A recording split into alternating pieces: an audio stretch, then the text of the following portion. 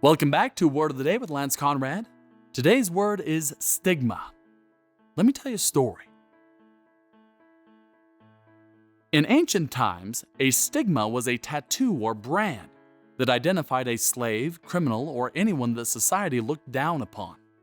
Today, we use that word to describe a figurative mark of shame applied to people, conditions, or behaviors.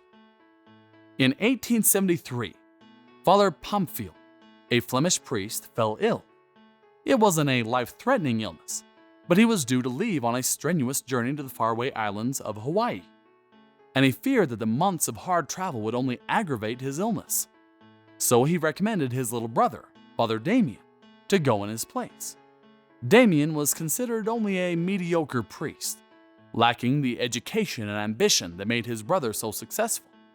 But since he was young and healthy, he was allowed to take on his brother's mission to the leper colony of Kalawao on the island of Molokai. At the time, Hansen's disease, or leprosy, carried a heavy stigma. In Hawaii, if a person was diagnosed with leprosy, the government stripped them of their property, annulled their marriages, took away their children, and forced them to live in quarantine. When Father Damien arrived on Molokai, he discovered the inhabitants living in squalor.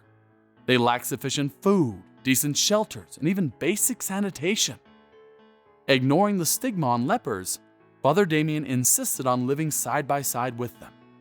Instead of just visiting to preach and hold mass, he built houses and schools, planted crops, bandaged wounds, and all too often dug graves.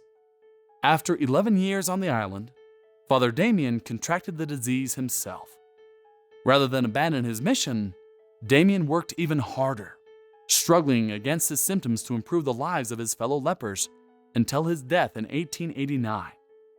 We now know that the stigma against leprosy was unwarranted. Over 95% of the population is naturally immune to the disease, and it isn't inherently life-threatening to those it does infect. All sufferers ever needed to live safely with their disease was basic care and kindness. And that's exactly what Father Damien gave them.